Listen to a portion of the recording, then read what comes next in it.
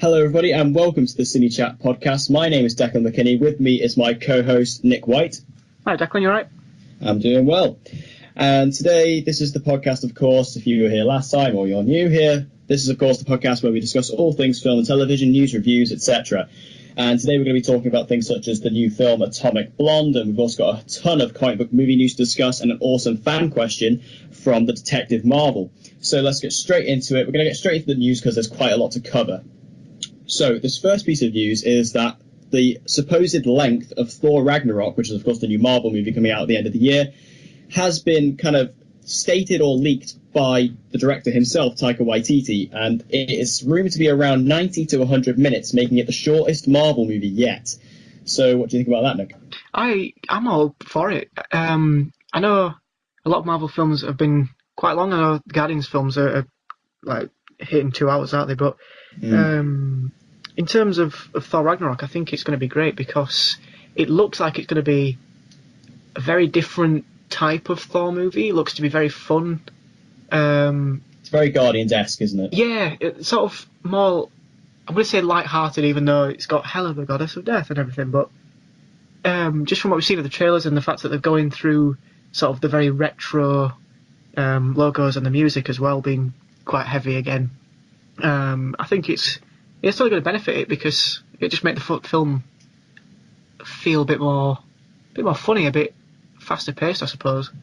Yeah, I mean, I think that as well, this film, looking based on the trailer, I mean, obviously we don't know the ins and outs of it yet, but it seems like they're going to be starting it maybe just obviously with Thor getting cast to Asgard and getting cast to Sakaar. Is the planet called Sakaar?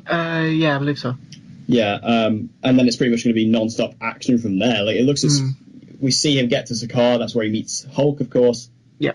And it seems from that point, that's where he builds a team of, him, Hulk, Loki, and, what's her name? What's the new character played by Tessa Thompson? Valkyrie. Yeah, thank you. Yeah, so there's that team there, and then there's just going to be a non-stop army push towards Hela. Yeah. So I think it would work quite well if that's the direction they're going.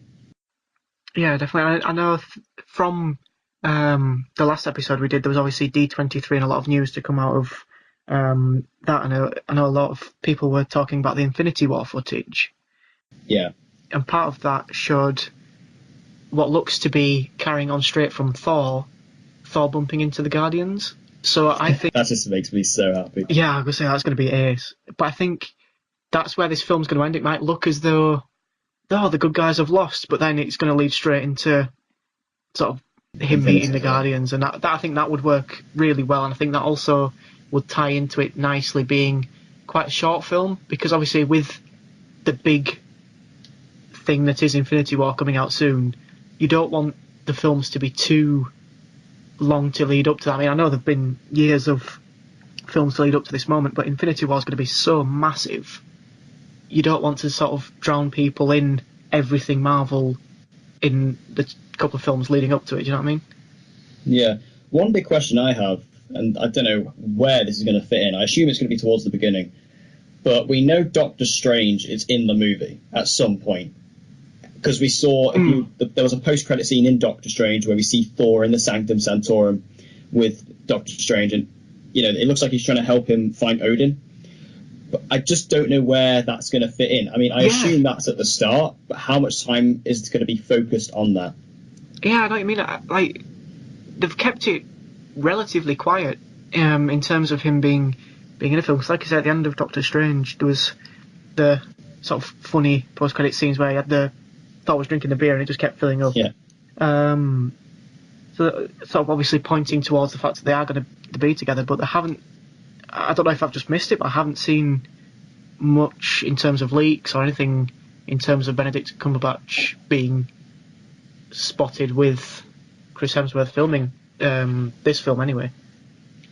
Well, I mean, I'm excited to see that anyway. I think Doctor Strange surprised me actually of how good it was. It's actually one of my favourites in the MCU. I really enjoyed Doctor Strange. I thought it was really, really fun. Yeah, and I think visually as well, it was very impressive. It was stunning. It was kind of along the lines of Ant-Man when they went through the what was that thing called?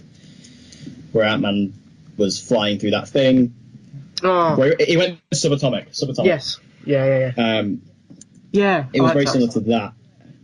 And it was really great to look at. And I think Benedict Cumberbatch, he was rumoured to play Doctor Strange for such a long time, and he was perfect for that. And if we're going to get more of him in Thor Ragnarok, great. Can't wait to see him in Avengers Infinity War as well. Yeah, I could say he's got quite a big role to play in Infinity War, because he's Earth's Guardian, isn't he, really? Yeah, and he's holding the Time Stone, so... Exactly. Thanos will be after him. So, moving on from that, going over to DC, we have some Justice League news, which is that there's a lot of reshoots going on and underway, or have been going underway, since Joss Whedon stepped on. So, obviously, if you're not aware, the director of Justice League, Zack Snyder, had to step off due to a family tragedy, and Joss Whedon, who is the director of both of the Avengers movies, stepped on. So these reshoots, I mean, reshoots happen all the time. It's nothing to be too worried about. It's just, when you look at a film like Suicide Squad, which also had a lot of reshoots, I felt it was quite obvious. And I'm trying to see why these reshoots are being done, really. Well, the article that I read in terms of Justice League made it out to be that the film was just unwatchable. I saw that quote, yeah. And that breaks my heart, because as much as I claim to love Marvel, sort of I grew up with Batman and Superman, and I've just been submersed in that sort of, I don't know, DC, Marvel sort of culture. And after Man of Steel, I thought, yeah. And then after Batman vs Superman, I just couldn't get excited for. Yeah, BVS broke my back. Oh, I know. Like, just what they were trying to do, it was just a mismatch of a film, and it just didn't really work, and it was just very disappointing. And like I say, Suicide Squad, I was so hyped for that. That was like one of my most films that I wanted to see the most ever, because I absolutely love Suicide Squad. And then when it actually came to it, and that was just garbage. I don't hate it, you know. No. I find it's actually, I was going to say it's my favourite of the universe so far, but it's not, because Wonder Woman came out. I was going to say. But I think it is. I found it quite enjoyable. I just find it enjoyable in parts. It's not good. It's not good at all. But it's just, there are a lot of moments in it where I just kind of enjoy myself with it. Yeah, don't get me wrong. I mean, the parts of the film that were really good, but I think just the introduction of how they set up every character, they were trying too hard to be like, oh... The lack thereof for some of them. Well, yeah, exactly. And it's like, when I first watched the film on my first time, I was like, oh, they've watched Guardians and thought, music in film, that works really well, doesn't it? Yeah. And then they just tried too hard, and it just didn't really translate, I don't think, how they first pictured it. And then Wonder Woman came along, and I struggled to get excited for it, purely because when I watched the first trailer, I just thought, that's just Captain America. Yeah. But then, after seeing Wonder Woman, that absolutely saved the DC universe, what they were trying to do, because It that, really did, for me, yeah. is one of the best superhero films, full stop. Like the scene where she was over the bunker and she was running, that just melted me. I thought it was amazing. I just sat back in my seat when watching, going, this is amazing. Yeah. This is exactly what I wanted. Yep. And then that kind of made me a bit more optimistic for Justice League, but then after reading that they've had to have not just any old reshoots, extensive story-changing reshoots, that concerns me a lot. I mean, what do you think of the Comic-Con trailer? See, I thought it was good, but I just couldn't get excited about it. See, I know exactly how you feel, because I really like that trailer. But then again, I was just looking at it going, I'm not excited about this, because like going back to Thor Ragnarok, the Comic-Con trailer for that is fantastic. Yeah, it is unreal. phenomenal. I can't stop smiling when I watch it and even just think about it. But the Justice League trailer, it had so many great moments. It is a good trailer on the whole, I'd say. Yeah. It's just looking at the context of the film and looking ahead at the film, I don't get as excited about it as I anywhere near want to. And I think with DC, their problem, I know they've been sort of working towards this expanded universe for quite a long time, but I think they're obviously in Marvel's shadow, because Marvel started it years in advance, and I think because DC had sort of strong individual characters, like with Christian Bale's Batman trilogy, it was like, yeah, we can ride on the success of these individual films, but oh wait, look what Marvel are doing, they're piecing everything together. Oh, we should try that. And then it's just not really working for me, really. One thing that really baffles me with how DC have done it, which I don't want to compare it to Marvel because people will get annoyed, but Marvel did it so well in the sense that you had the standalone films for each main Avenger, and then you had the Avengers. And then Justice League, it just doesn't feel like it's been set up well, because it's the fourth film in this universe, or fifth film in this universe. And, I mean, Man of Steel, great. That was a great place to start it. But let's be honest, when they did Man of Steel, they weren't even planning this. Nope. So that's irrelevant. No matter what DC say, they weren't planning it. Nope. And then they went straight into Batman vs Superman, which doesn't make sense because we haven't seen Batman at all. No. Which, I mean, Batman was great in that film. I think all the best parts of that film come from Ben Affleck, definitely. Yeah. And, I mean, you kind of get a sense of why Batman hates Superman, which I like. I really like that scene at the beginning with him in Metropolis. I really love that. Yeah, that was cool. But then Superman, on the other hand, you don't really get why he doesn't like Batman at all. It's just more of a thing like he doesn't agree with his methods. That's pretty much it. But then just the whole bit where they were absolutely knocking chunks out of each other, and then all of a sudden he's just like, he said his mum's name, and then Batman's just like, how did you know that name? I'm just like, what is happening? This is just, no, stop. That scene infuriates me to the core. I absolutely hate it. And the people who try to defend it as well, I'm sorry, you're wrong. No, it literally, yes. But like, Jesse Eisenberg in that film as well, I really like him as an actor. I think he's ace. But that film just, no, that is not Lex Luthor. When he was cast, I just saw that. I was like, I just didn't see it. And then people were saying, I heard something online, I could just wait for the movie. And I was like, my problem's not Jesse Eisenberg as such, because like you say, he's a great actor. I know he can act. I just don't know if he's the right fit. And then in the movie, he doesn't even play Lex Luthor. He plays like this weird introvert kind of guy, and it's just weird. It's more Joker-esque than it is Lex Luthor. Honestly, I thought just change Lex Luthor, or what was supposed to be Lex Luthor, into the Riddler, and you've got a decent villain. Yeah, could have been the Riddler as well. It's just the way they tried to do Lex Luthor, but he just didn't resemble anything of Lex Luthor at all. Just felt completely weird. But anyway, also, what do you think of Henry Cavill's Superman as a character? Yeah, like, I like Henry Cavill, but I just don't think. I just don't really like his Superman, if I'm being totally honest with you. No, I don't at all. Yeah, I mean, he looks like Superman, he looks the part, and is a great actor, but in terms of his portrayal of the character, it just doesn't really work on the screen for me. He's too depressed. He's too sad, and he doesn't seem like he enjoys doing what he's doing, which is just so contradicting to what Superman's character should be. And I just can't. I honestly don't like his character. I'm glad he's not in Justice League for the majority of it. Yeah. And you know the scene at the end of the Comic-Con trailer where someone's speaking to Alfred and people are saying it's Superman? It probably is Superman, but I really hope it isn't, because I want it to be like someone, not only from a fan perspective, because I want to see somebody else, but I just don't really care about Superman as much in this movie. I mean, we know he's in it, and this leads me back to the reshoots, because have you heard the story where they've had to digitally remove his mustache? No. Have you not heard this? No. This cracks me up. So Henry Cavill is playing the villain in Mission Impossible 6. Yeah. And in that film, his character has a mustache. And a very fine mustache, I may say. And the people over at Paramount are not allowing him to shave his mustache when going to do the reshoots for Justice League. So what they're having to do is they're having to digitally remove it in film. And it's just, I find it so funny, because surely it'd be cheaper to give him a mustache and take it away. Surely. Fucking hell, I have no idea, but that just is ridiculous. To be fair, saying that, I find that hilarious. In Game of Thrones, I remember watching an interview with Kit Harington, who plays Jon Snow, a few years ago, and he was contractually obligated to not cut his hair. Yeah. It's just like, that's ridiculous.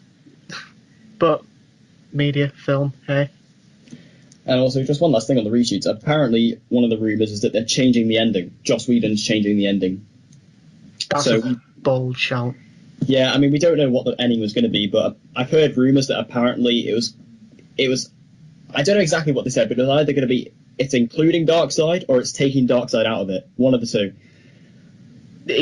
That's quite a big thing. Either of those is a big thing to do, isn't it? So. Yeah, but we'll see how that goes. I suppose. I'm still optimistic. I mean, I want to see the Flash mostly. That's all I really. Do you think they're going to introduce the new Green Lantern in this? It could be, like, I theorised it could be him at the end of the trailer. It could be Shazam. I think it's more likely Shazam than Green Lantern, to be honest, because imagine if it's Shazam, of the way the production of Shazam's been boosted up quite a bit. Yeah. Cool. That's the next film after Aquaman that's been confirmed.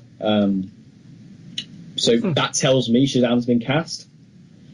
Yeah, potentially. So it could be him, or it could be Green Lantern. I mean, Jason Momoa is going on about that, so we'll see. Yeah. So the next bit of news is The Inhumans has had an early review, and, well, it's not been kind. No. So I'll just read that out to you now, once I just load it up. So this is a review from... I can't find where it's from now. So anyway, it's from Spoiler TV. There we go. So it says, and I quote, "Simply awful. I'm so disappointed since I generally love everything Marvel does, but this is absolutely terrible. The dialogue is atrocious, the fight sequences are shockingly choreographed, the sets, or more so the obvious green screen, aren't that crash hot either. Its only saving grace is Lockjaw, who is adorable. As one of the only few people that actually liked Iron Fist, I can easily say that this is Scott Buck's worst work yet." Jeez. So, not particularly a nice review, but were we expecting anything different? You see, I was on the back of the fact that Marvel have pumped a lot of money into this series as a whole. Like, obviously the fact it's the first TV series ever to be filmed in IMAX, isn't it? And yeah, that cannot be cheap to do. And I don't know, I think because they've had such good hits, maybe with the exception of Iron Fist, with the sort of TV series on Netflix, and I know I can't remember the bloody name of the X-Men one they did. TV series. Legion, bloody hell, that's it. And I thought Legion was really good too, and I think because they've been doing so well, you would have thought, yeah, they must know what they're doing in terms of producing TV programmes. Then I think it's also suffered in the fact that it was supposed to be a film, right? It was supposed to be part of the MCU. Yeah, it was originally on a 2019 release. Yeah, and they'd already cast Vin Diesel as Black Bolt, right? Yeah, I don't know if that was officially confirmed. I think it was pretty close, but how would that work? Because I mean, I know he's not physically in the MCU, but, like, he plays Groot. He's the voice of Groot. Yeah. Bit weird. Yeah, but I suppose that you can kind of get away with that, and he doesn't have to speak as Black Bolt, does he? So. Yeah, true. But yeah, either way, I think the fact that they changed their mind to go in the form of TV as opposed to creating it as a film, I think that put them under their own time constraints, because it must have done if they had it planned for 2019 and then all of a sudden they rushed it to be released at the end of this year, you know what I mean? Yeah, I mean, I remember seeing the trailers and I was just going, what is this? I mean, I was not impressed by the trailers. I think a lot of it was the CGI really put me off, but I was like, well, this is a TV show, the budget's not going to be as big as a film. I mean, this budget's pretty big considering. Yeah, it will be. But I thought, I'll forgive it, the CGI won't be done yet. But then the last trailer really finished me off. I was like, this looks terrible. Yeah. I mean, don't get me wrong, I will watch it, and I'm interested to see how it looks in IMAX, because I will go to a cinema and I will watch it. Yeah, me too. Because they are releasing it in theatres, which is a pretty bold move, to be honest. Very bold, especially when it's just the first episode as well. Oh, is it the first 2 episodes? Yeah. I think it might be the first 2, I'm not sure. Yeah. It might be just the first one, but I'll go watch it. I'm not optimistic, but I'll go watch it. Yeah. I mean, it's Marvel. Plus, I mean, going back to what a guy said in this review, he said he was one of the few people who liked Iron Fist, and I quite liked Iron Fist. I think Iron Fist is quite underrated. Yeah, I think it was quite slow in terms of some of its arcs, and then I think they kind of overplayed on some of the parts. But again, I couldn't stop watching it. I was glued to it. I mean, Yeah, I was as well. I binged it within a weekend, and I was really happy with it. I mean, it is the weakest of the 4 Defender shows. 100% it is. Yeah, it is, but it's not bad, I don't think. I think my biggest gripe with it, and this is because I'm lame, is just the fact that he doesn't have his mask or his outfit. And they tease it as well, because there's that episode where they show the World War II footage of that guy who was the Iron Fist, and he had the costume. And that was really cool. Really cool. That was really cool. But, I don't know, maybe they're just trying to go for this, because the Defenders shows are so much more kind of gritty in comparison to the rest of the MCU. Maybe they just don't want to give him a costume, because even it looks like even in the Defenders, Daredevil doesn't wear his costume that much. No, and I'm kind of disappointed like that, because the Daredevil outfit from the Netflix show is absolutely awesome. It's great, yeah. It's so cool. Do you prefer his season 1 outfit though, the black one? I think it works really well for season 1, because he's sort of just finding his way as this sort of vigilante, but then it makes sense in season 2 for him to just constantly wear it. Yeah, I actually prefer his season 1 too. I just think it looks badass. Just the fact, I like the fact he covers the eyes, because he doesn't need them, obviously. Yeah, true. I like that. But yeah, I think the Inhumans, we'll see how it goes, but I'm not optimistic at all. So there is going over to Sony's side of the Marvel universe, which we all love to talk about. The Silver and Black movie, which is of course the combination movie of Silver Sable and Black Cat, has got a release date of February 8th, 2019. I mean, this isn't anything huge. This isn't any substantial news, but it's just something I picked up on because it's a movie I'm actually quite interested in. Yeah, it's going to be interesting again to see if they're actually going to bullshit us in terms of Spider-Man's involvement again. Because this is just pissing me off now. It just makes my head hurt, to be honest. Yeah, because like 1 minute you've got them saying, oh yeah, we've got Spider-Man, but it's not the Spider-Man you know, but it is the Spider-Man you know because it's part of the universe, but it's not part of the universe, but it is, but it's not. And it's like, just can you please tell us yes or no, and then we can just stop worrying about it. Yeah, I mean, the only reason I'm interested to see this is I want to see Spider-Man's involvement to whatever extent it is. I also want to see who they cast, and I want to see what the story is, because I want to see how it connects to the rest of the Sony universe, because this is my main complaint. I mean, I'd rather this movie not happen at all. Yeah. But it's just, I want to see how Sony are going to handle these spin-off Spider-Man movies, because it's just, if you're not going to have Spider-Man, what's the point even? Literally, because I was just about to make that exact point. Yeah, it makes no sense. They won't be able to do the films either without mentioning Spider-Man in some way, shape or form. Yeah. Really, because they are Spider-Man films set in the Spider-Man universe. So then if they're trying to do their own thing and like tiptoe around the person that they're basing the universe on, it just won't make sense at all, really. Yeah. So sticking with the Sony stuff, going over to some news from the Venom movie, apparently there are 2 casting rumours that are both fighting for a role, potentially Carnage, in the movie. And that is Riz Ahmed, who you may not know by name, but he is actually Bodhi Rook from Star Wars Rogue One, and Matt Smith, who was, of course, the 11th Doctor in Doctor Who. Mm-hmm. I don't really care about Matt Smith as such. I don't really like Doctor Who. I've never liked it, really. It's not for me. But Riz Ahmed, when I think of Carnage, I don't think of him. No. But for some reason, I like it. See, I'm on the opposite. Don't get me wrong, I like Riz Ahmed as an actor. I think he's ace. I think one of my favourite films that I've actually seen him in, and one of my favourite performances of him was when he did Nightcrawler with Jake Gyllenhaal. Yeah. I thought he was ace in that. I thought he was brilliant. But then I can't see him as having the range to be a villain, really. Yeah, because Carnage as well is quite a vicious character. Carnage, honestly, to put it brutally, Carnage is a bastard. He just is. He is. I mean, so is Venom, but Tom Hardy, I think, can play a really moody guy, and I think he's going to suit Venom really well. I mean, the guy was Bane. I mean, you just have to watch The Dark Knight Rises. You can just see that he was made to play a villain. Like the intensity he had as Bane was incredible. Yeah, I it love really him was. in that movie. But then, sort of the rumours going around of Riz Ahmed being Carnage, it would be interesting to see. Don't get me wrong, it would be interesting to see, but I just don't think it would particularly work. I don't know. Yeah, it's kind of similar to, although I don't think it'd be as bad as this, which is what we mentioned earlier. Jesse Eisenberg as Lex Luthor. Yeah. Interesting choice. Don't think it'll work.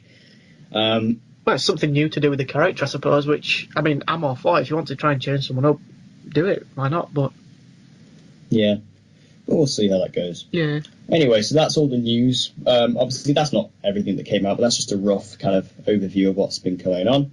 So we're going to go into our main film discussion now, which is of Charlize Theron's new action film, Atomic Blonde. Yeah. Which I think I have very mixed opinions on it. Yeah, me too. I remember. Right, I'm going to go back in time a little bit. I think I saw the first trailer for it about a year ago, I feel. And it maybe not a year, but a long time ago. And I remember watching it thinking, this looks fucking awesome.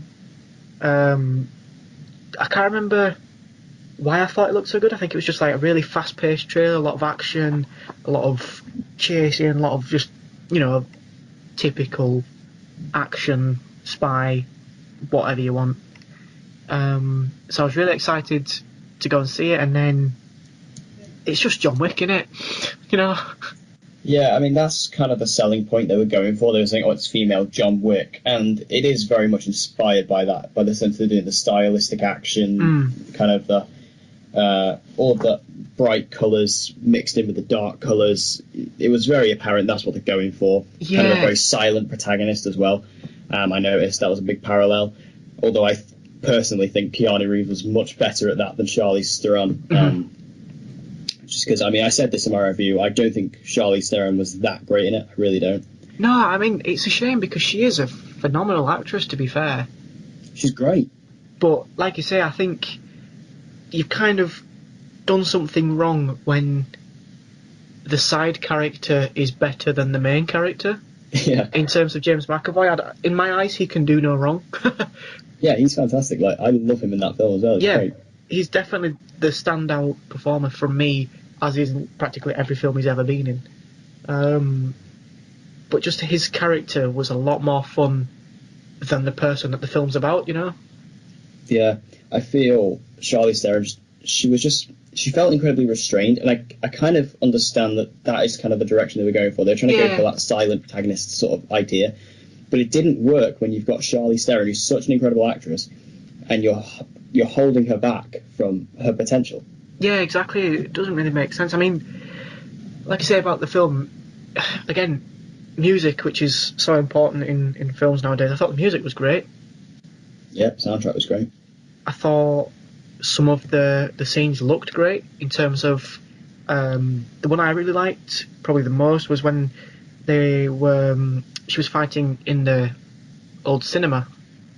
Yeah. They had like the projector going on in the background and they were sort of fighting through that. I thought that looked really cool.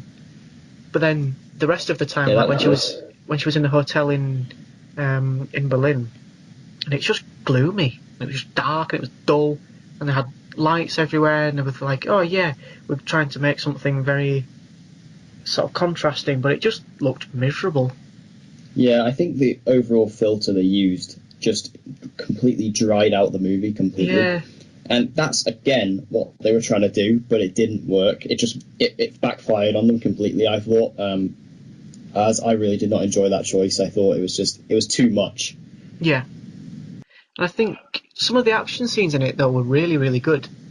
Yeah, I can't fault the action. It was brilliant. Especially there's that one fight scene with the staircase. That was a brilliant scene. They did a couple of car chase scenes. They were pretty good. Yeah. Yeah, I think that all the action scenes were great. Like you say, the one with the staircase, that really reminded... I think you said this in your review, and I couldn't agree more, like the corridor scene from Daredevil. Yeah. It was just, obviously not on the same scale, but it was very similar to that, and I thought it was excellent. It was really well done. Yeah. And I thought we're talking about James McAvoy being the standout. I think Sofia Boutella really surprised me, because she's always been good in films, but she's never had a lot of lines. No. But in that, she really had quite a lot of lines, and she really impressed me, actually, because in The Mummy, obviously, she just kind of played this, monster, and in Kingsman, which is one of my favourite films ever, she doesn't have a lot of lines either, barely any. But in this, she actually has a lot to do. Well, a lot to do. And I really enjoyed her performance in it. Yeah, I think, like I say, she was one of those characters that, in terms of who she was playing, or sort of her as an actress, not known for being sort of a main character, and she didn't have much screen time, but her character was very important towards the end. Yeah, she became a big part in the end. Yeah, and I thought that was quite an interesting thing to do. But like I say, when you've seen her in the other films, she's always been there, but she's never been sort of a standout actress from the films that she's been in. But like you say, in this movie, it is a bit different, because she does perform very well. Plus, I think the trio of agents they had there with Charlize Theron and James McAvoy and Sophia Botella, it kind of had a nice element of world building, because you had the Americans, then you had the British, and then you had the French. I think that was a nice little element. This isn't something they focus on. It's just kind of something I quite enjoyed. Yeah. Not a big thing, but just something I liked. No, I can get on board with that. But can we discuss the sex scene? Because this Yeah, surprised me, because I knew it was coming. I watched the movie with my mum, and Nice. I knew the scene was coming, so I was waiting for it the entire movie. Yeah. And it was pretty... It showed a lot. Yeah, it didn't leave much to the imagination, did it? No, I mean, I'm surprised the movie made it to a 15 in the UK. I'm surprised it didn't go one further, because... Yeah, I know exactly what I mean, because rough. it was borderline pornography, let's be honest. Yeah, I mean, as a man, I quite enjoyed it, but Yeah. it's just... I'm not going to lie, but again, I just think for the rating, and it didn't really fit, really. Yeah. I mean, to be fair, I kind of bought the romance, but to get to that was a bit quick. It would be, well, not messing around, clearly, but like I say, it was very full on. Very. It was almost. I'm not complaining, like you say. We're all male, but like, it was almost unnecessary. Like how detailed it was, I suppose. Yeah, because it's not even... I mean, I guess they're trying to... Because obviously this is going to be like a female empowerment sort of thing, and they were trying to promote that, but it's not even like... I don't even think... Because Charlize Theron is straight. She's got kids. I don't know about Sophia Botella, but I don't think it was, like you say, necessary at all. It was just kind of thrown in there. But imagine randomly. Imagine her kids going through school. It's like, hey mate, see your mum in that film? She was fit. It's like, no. Oh, those poor kids, man. I didn't even think about that. Yep. Oh, well, she set them up for bullying. Thanks, Mum. So, I think overall, Atomic Blonde had good action, really good action. I just expected a little more, and I was quite disappointed by it. I was going to say, it didn't meet my expectations at all, unfortunately. No. I had a lot of high expectations for it, but it was just underwhelming, I think, more than anything. And it's really worried me a little bit, because David Leitch, the director, is directing Deadpool 2. You see, from what we've seen, like, I don't know, you've probably seen the pictures from of Cable and Domino from Deadpool 2. I think it's going to be excellent. I really do. I think it'll be good. I definitely will be better than this. Because I think that Cable photo looks brilliant. I love it. Badass. He looks amazing. Josh Brolin just owns that role already. Perfect casting. It really, really is. I don't think I can just see it coming now, though. I don't think Deadpool 2 will be as good as the first one. Not just because of the impact. I'm not really one of those people who says, oh, it doesn't have the same feeling as the first one. I don't really like it when people say that. I don't think that's a fair judgment. But I just think it's because Tim Miller is not directing it. Yeah. And Tim Miller had such a special flair on the first one, because it was such a low-budget film, and this one's got a higher budget, and I don't know. Yep. We'll see. I mean, I want it to be better. God, I hope it's better, but I just don't know if it will. I could say it's going to be very difficult to top the first one, like you say, purely because of the shock factor of people not expecting it to be as good as it actually was. Yeah. I mean, I think, hopefully, David Leitch will do a good job. I mean, I think the director will have good action, as we saw in this, in John Wick. Oh, yeah. But whether he'll be able to play off of that kind of low-budget humour, we'll see. So, we'll move into the fan question now, which comes from the Detective Marvel, who I know quite closely from my channel. I've done a podcast with him before. Okay. So his question is, what video games would we like to see adapted as films? So this is a bit of a rough topic. We have had plenty of video game movies throughout the years. None of them have been great, I don't think. I can't think of one that's actually been I'm going to really say good. there's not a standout there, is there really? No, there really isn't. It's not like the early 2000s where we had like comic book movies and there was like a few standouts like X-Men and Spider-Man. It's not really like that. No. There's just not one. Like some recent examples are Assassin's Creed and Warcraft. I hate both those films. Yeah. I love Assassin's Creed. I hate the film. Yeah. Because I think the problem with Assassin's Creed was the main problem was it has a lot of issues, but the main problem was they focused on the part of the game that nobody likes. Yeah. Why would you do that? And the point, I mean, you could even argue that maybe in the film they tried to make it more interesting, which I could see that, but it's not more interesting. It's boring. Yeah. I know what you mean. Because all the stuff that takes place in the past, which is the part of the games that people like, and it's the part in the movie that's actually good. Those parts are actually not that bad. No, I agree. Because the action's pretty well done, and there's not a lot of dialogue, but it's just pretty fun to go around, 17th century Spain. But all the modern day stuff, the only thing I liked, which apparently Ubisoft have said they're going to start implementing this into the games, is how they did the Animus. Okay. I really like that. The whole idea of it's no longer like a chair or a bed, it's like this crane, like hand thing. I really like that. VR. Yeah. I really like that. But in terms of the question, it's quite a loaded one, and I'm going to be really boring and say games or films that are already in production, because they are genuinely ones that I think would work on the big screen, and that is Uncharted, first of all. Because I love the games. They're my favourite games of all time. Yeah, they're definitely up there with me. But the fact that that's already in production with Tom Holland being Nathan Drake, I think is going to be very interesting. I have mixed feelings on it because I think how am I going to put this? I think if they were going to do an Uncharted movie with a grown-up Nathan Drake, it wouldn't work because it's not Nolan North voicing him. That wouldn't work. That was the biggest question for me, was who's going to play Nathan Drake, because you can't just have an Uncharted movie without Nolan North. It's not the same. No. Because all the action stuff, you can do that on a film, that's fine, but the actual character work, the characters in Uncharted is what makes the franchise. Yeah, exactly. Without them, it's not the same. And I just don't know how they were going to do it. The only character I could really see them going through with in the film and having the same voice actor is Emily Rose, who plays Elena, because she actually looks quite similar to her character. Actually. Other than her, that's it really. But I mean, they're obviously going for a younger Nathan Drake, which leads me to believe that it's going to be the story of how him and Sully met, because that just seems natural, right? Yeah.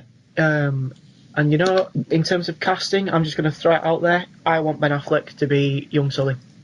Oh, I haven't even thought about casting for Sully just because I love Richard McGonagall. Yeah. Because again, I'm such a fanboy of this franchise, but I just if it's not him, I just don't really want anyone else. But I think Ben Affleck. I love Ben Affleck. That's a great choice. I would take it. Throw that out there. He might have to change his voice a bit. But yeah. other than that, just throw in a good old "oh god damn it," like throw that in a few times. Yep. But I think Tom Holland, if we're going to go young Nathan Drake, you can't really get better than that. No, I mean, he's a fantastic young actor, isn't he? I mean, we know obviously from the last episode, we rate him highly after Spider-Man, and I think he's going to do really well. But you see, this question is I imagine. Go on. No, sorry, you. I imagine that they're going to focus on the part. If you remember in Uncharted 3, the young Nathan Drake bit there, I imagine that's where they're going with this. Yeah, definitely.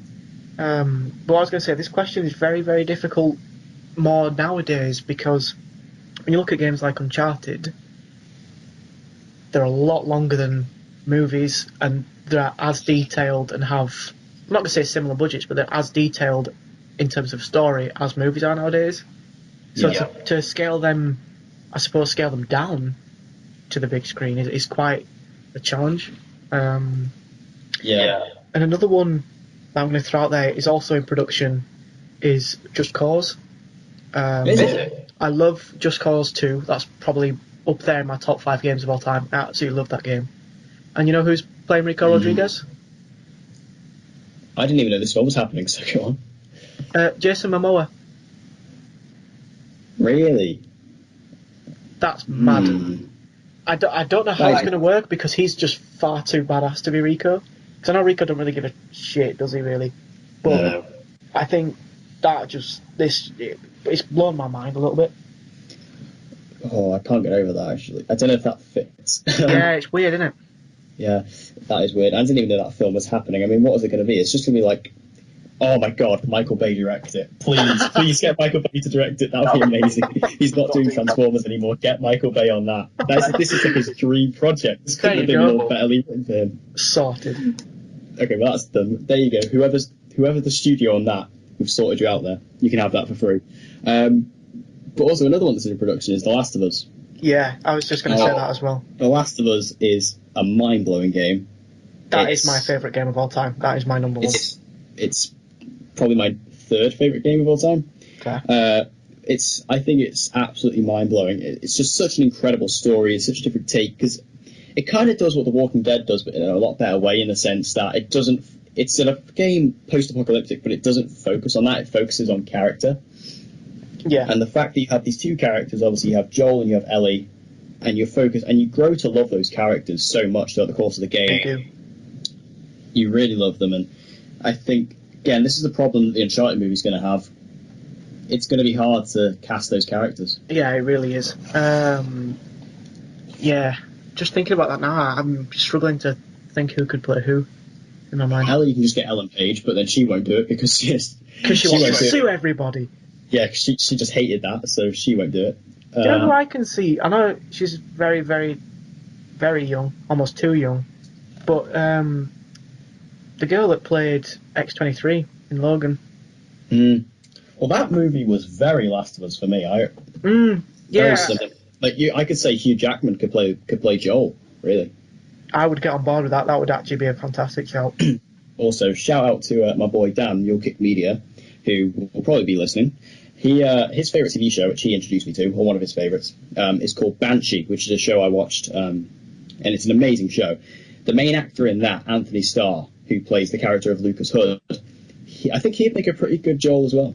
Although he wouldn't get it because obviously he's far too small to get that role. But because Banshee's a very not very well known show, but he'd be a good choice. But if I had to go with anybody, I'd go for Hugh Jackman. I think personally. Well, I mean, it's one of those things where video game films will have a very split audience. They'll have 50% of people that are going because it's a game. Yeah. They have 50% of people going because it looks like a good film. Yeah. So you can probably get away with having a relatively unknown actor or actors in that type of big budget film because no one's going to have like a massive opinion on what to expect from the film. Really? I don't know. Yeah. I don't know. Because this Last of Us film is having so much trouble at the minute. Yeah. It's in development hell, and I find it funny. I don't know if you've seen this, but on Twitter, like the people who are making the film are like, "Oh yeah, we're working really closely with Naughty Dog, and they're loving it." And Neil Druckmann, who is the head of Naughty Dog at the minute, he's one of the big guys there, and one of the main creators of The Last of Us. He came out on Twitter and directly replied to them saying, "Don't attach us to this. We don't agree with what you're doing." Oh shit! And I just love the fact that he came out and said that because it's just like he's like, no, don't lie. He's like, do not attach us to your project that we don't want to happen. And I really respect Neil Druckmann for saying that, just coming out. So fair play to him. There is one video game movie out there that is out that is a guilty pleasure of mine. It's not good, but it's all right. Need for Speed. Yeah, all right, okay. That is a Fast and Furious ripoff. Yep.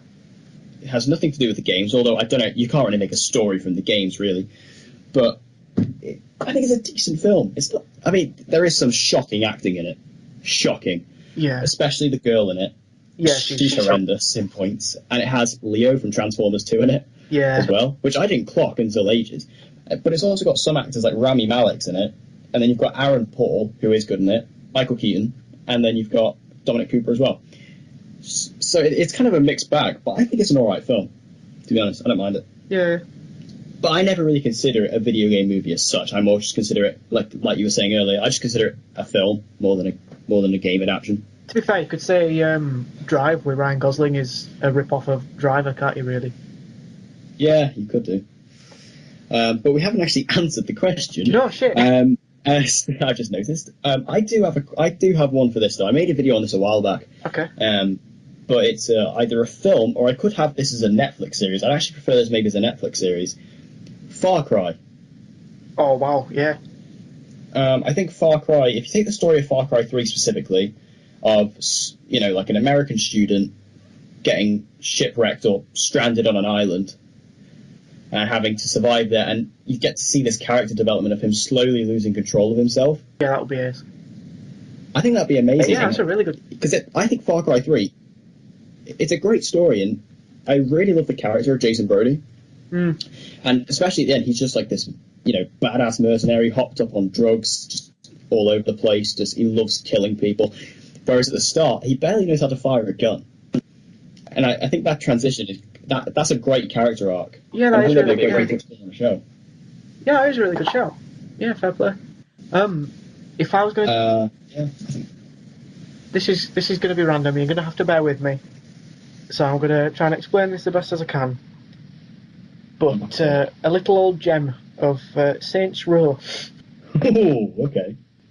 Like the first two were sort of really trying to be a GTA rip-off, which is fine.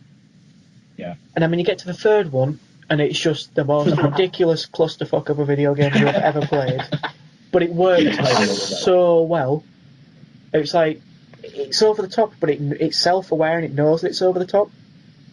Oh, it's incredibly self-aware, yeah. And I think that, as an action film, has so much potential, because obviously you can liken it to a film like Deadpool in terms of humour, action, and being self-aware. And I think doing that would be really, really funny as like a really spoofy piss take of an action film, I never considered that. I love Saints Row the Third. That is a brilliant game, and that would actually be a really entertaining film. And again, get Tim Miller on that. If he's not working, if he's not doing Deadpool 2 or Deadpool 3, X-Force, whatever, do a Saints Row movie. That'd be a great choice. There you go. So I think, all the action there would be brilliant. The humour would be hilarious, because the humour, you can't beat it. It's amazing. It's hilarious. It is so funny. And I love how it's so self-aware on the video game front, whereas if you look at the fourth game, when you're customising your character, which the character customization there is incredibly deep. It's like one of the most deep customization systems I've ever seen in a game. But you even get to have your own voice. And in the voice sections, in the fourth game, one of the options is Nolan North. Yeah. I just love the fact. I love that that's it. If they did like a Saints Row 5, now you'd have Nolan North, and then you'd have Troy Baker as well. Troy Baker be in there. That would be amazing. But again, this kind of has an issue, because if the character creation in Saints Row is so deep, who's going to play the main character? Yeah, I know. It's just... Yeah. I could say... I really like that. That's great. It'd be difficult to implement, but it just would be such a funny film. Yeah. I mean, I could see it being terrible, but I could kind of see it being so bad it's good, sort of thing. Yeah, exactly. I think that'd be really funny. Anyway, so going into the Netflix section now. So there you go, Detective Marvel. We answered your question. It only took us 3 weeks to do it or so, but we got around to it. So the Netflix section, there isn't much here, but there was a trailer released. I don't know if you've seen it, but it's a show I'm quite interested in. It's called Mindhunter. Yeah, I watched the trailer of that this morning, actually. Yeah. It looks quite interesting. It's about kind of these detectives who are exploring the minds and criminal psyche of these criminals and kind of what makes them who they are. And I think that's quite an interesting concept, because I've always been quite interested in kind of forensic psychology and things along those lines. And that's what the show's going to involve. I also really like the main actor as well, because I loved Glee. I love Glee, and this is Jesse St. James from Glee, so wait. So I think this show looks really interesting, really cool. Yeah, I was there when I watched the trailer. I didn't know anything about it, so I was really going in blind. But when I saw that it was a series as opposed to sort of one of the Netflix original films, I was really on board, because I think it's going to be one of those very similar to, for me, like 13 Reasons Why or Stranger Things, where I just had to watch them all in one go. So I have a feeling this is going to be one of those Netflix shows that's just going to take over my life. Yeah, I hope it's good. I mean, I could see some people maybe saying it's a bit slow, but because it looks to be very, very procedural in a way. Not in the sense of most shows, but more kind of in the line where I think it's just going to have maybe each episode, or most episodes, it's going to have a different criminal maybe who they're going to be looking at, and it's procedural in that sense. You see, I don't mind slow-paced things. Like, I'm going to just say Breaking Bad as well. That is one of my favourite shows ever. And that was painfully slow at times, but I still really loved it. I don't mind a slow-paced show if it's done well. Yeah, exactly. Like Jessica Jones, for example, I think is a pretty slow-paced show, but you're so invested that it works. Definitely. Like with Kilgrave, and you just want to see more of the story unravel itself. So if it's done like that, where you like the main character and you like seeing these different criminals and you like seeing this web of things just untangle, and you like to see getting in deep into the criminal psyche, I think that'll be intriguing enough to keep you coming back each episode. Yeah, definitely. And whilst we are on this Netflix session, I think it's kind of impossible to not talk about The Defenders coming out next week. Yeah. Oh my god, I am the hype. I couldn't be more excited. I mean, I think there is a couple of early reviews out for that as well, and they're all saying it's pretty good. It's pretty great. So that's good. Because one thing I'm quite interested in, we were talking about Daredevil earlier. I just want to get your opinion on this. One thing they announced was that Matt Murdock, when we see him in The Defenders, has given up being Daredevil. I don't know if you've seen this. Really?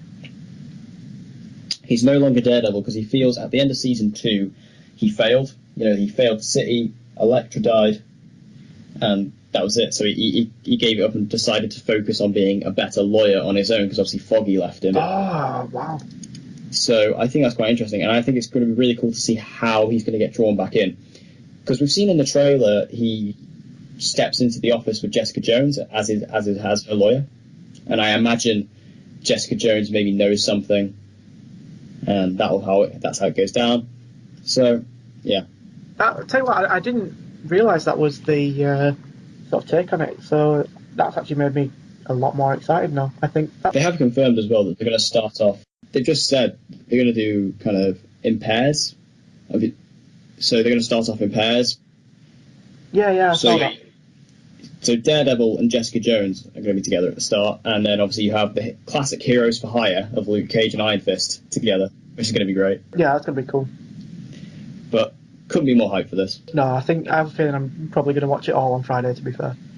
It's a problem for me because it comes out on a really bad day, because I work 2 jobs, and it's quite annoying. I start something this week, and then I'm working the weekend as well. But it's only 8 episodes, so hopefully I can fit it in. I will make myself fit it in. I don't care how long I have to stay up for. I will do it. So I'm going to go to new releases now for the next week, because obviously this is supposed to be a weekly thing, but we kind of let that go. Again, we are trying to do this as quickly as possible, but me and Nick are both quite busy people. Like I said, I work 2 jobs. Nick, of course, has his own life. But anyway, the new releases for this week. Were you going to say something there? No, I just say I also work. Yeah. So new releases this week. The first one is The Hitman's Bodyguard. Yeah. So excited. Yeah, I can't wait for that. I know when I watched the first trailer for it, I was in stitches. I cried. Yeah, I mean, Ryan Reynolds, I think, is one of the best comedic actors, full stop. I think his delivery is perfect. And the fact that him and Samuel L. Jackson are just the most unlikely comedy pairing I never knew that I needed. Yeah, I'm surprised it hasn't happened yet. Yeah, because I know Samuel L. Jackson is really funny, like, regardless. So just having sort of them two in their own blockbuster film, I think it's going to be really, really good. I think it's going to be a great combination of two things, because you have the one comedy side of it with two of the best comedic actors of our time. Samuel L. Jackson just has to speak and I'll laugh. Yep. He's just a master of comedy. And then also it looks like the action, I think the action is going to be more of a sidestep to the comedy, but it looks really good in its own right as an action film. Yeah. Which I think is a really good thing. So I think it's going to be great. The only thing that worries me is the length. It's 2 hours. Is it really? It's 2 hours. I think that's too long. Yeah. If it's going to be a comedy, mostly, then, I mean, obviously we don't really know what the full story is and how the story's going to play out. Maybe the 2 hours will suit it because of the action side of it. But if they're going to focus on the comedy side, you know, comedies are more closer to an hour and a half than 2 hours. Yeah, yeah. So it's kind of similar to the film that came out recently, Girls Trip, which I saw. And that movie was also 2 hours. And that was a wasted half an hour extra that I did not need. So hopefully this film, I don't think this film will be as bad as that just because of the screen presence. Yeah. I can say, if it's done well and it's done right, then it might not actually be that much of an issue, but... Yeah, I mean, if it is done well, I don't have a problem with it at all. More of it, but it's just, I don't know how it will work. We'll have to see when the film actually comes out. We'll talk about it on the podcast, next podcast, whenever it is that we do it. Hopefully soon. Yeah, hopefully. So the other film is The Dark Tower. I probably should have said this first, so I don't have to end on a negative note. But the Dark Tower is also coming out, which is, of course, the new Stephen King adaptation. This is kind of the one everyone's wanted for a long time. Yeah. Looks promising, but apparently not. Yeah, I could say it's a great book, as is most of Stephen King's things. I haven't read it. But, like I say, reading the reviews for the film already, it doesn't look very good. I thought the first trailer was pretty cool. Yeah, I mean, they made it look trailer. Also, I think the cast is great. You know, Idris Elba is playing the gunslinger, and then you've got Matthew McConaughey, who is, of course, the Man in Black. That's a great pairing. Apparently, the kid in it's really good as well. Apparently, which that makes me happy that, you know, we're getting more young actors who are actually good. But also, we were talking about length of The Hitman's Bodyguard. Apparently, well, the movie is 95 minutes, which is just wrong. That's just not. If you're adapting a book, I mean, a book of how many novels is it? Like 7? Yeah, it's ridiculous. It's like 7 novels. That's cramming all that into an hour and a half. I mean, really? I mean, I think the movie is mostly based on the first novel. I believe so. But even so, I imagine it's going to pull elements, because this is not getting a sequel because it's made no money. But I imagine it's just, you know, going to pull from other books and put it all into this, and it's just not enough. Even 2 hours, because when you look at a film like, you know, Harry Potter, Deathly Hallows, they split that into 2 films, which are both like 2.5 hours each. That's a 5-hour film, basically. Yep. So, you know, but I think the movie will have cool action, but that's it. Yeah, I could say it's another film that's going to suffer in terms of it's got really good actors, but it just doesn't have a good story. And I think that sometimes the way films are written nowadays, it's tough to, I don't know, make dialogue suited to actors when you've got a pool of so many good ones to choose from, I suppose. Yeah, I mean, unlike other Stephen King adaptations, like, I mean, can we just talk? This isn't coming out. I mean, this is coming out relatively soon, but not immediately. But can we talk about It? Just It is another Stephen King adaptation, and obviously it's happened before. There was the TV miniseries, and it's about the killer clown. Yep.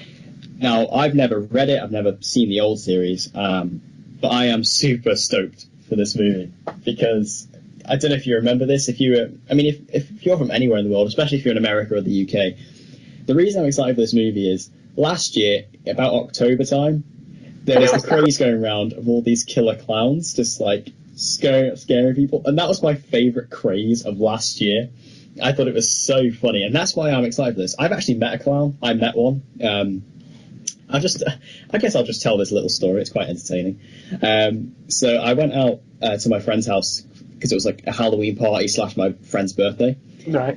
And we went out about 8 o'clock at night round the town, and it was dead quiet. There was no one out. It was Halloween night, and we were like, we went out looking for clowns. Basically, that's why we went out.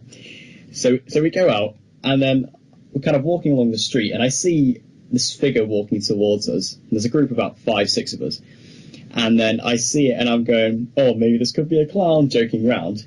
And then I think it's like some little old lady kind of hobbling along. But then the light of a lamppost shines on his face, and it's a clown mask. And then me and my friends get excited. So we see this guy, and he must have been like a little kid, but he was trying to be scary, because he comes up to us, and we're going, oh, you're all right? And he's like, and he stands there just like turning his head. You know, like what the clowns like turning their heads to be dead creepy? He was doing that.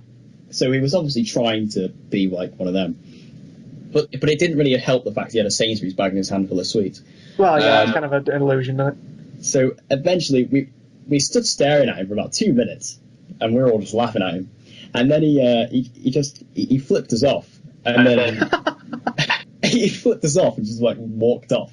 So we continued walking. Then 3 of my friends said, should we chase after him? And they said yes. So 3 of my friends leg it after him, and he absolutely just runs away and just runs into like a neighbour's house. Hilarious. Anyway, there's my little clown story for you. It was very entertaining. It made my night. Bloody hell. But yeah, that's why I'm excited for it. There you go. Yeah, I ain't got any clown runnings to report of, I'm afraid. Otherwise, that would have made for another separate podcast, by the sounds of it. Yeah, well, I mean, it wasn't a proper clown encounter like you would have seen online, but it was a little special moment for me that I enjoyed. Made my Halloween. It was great.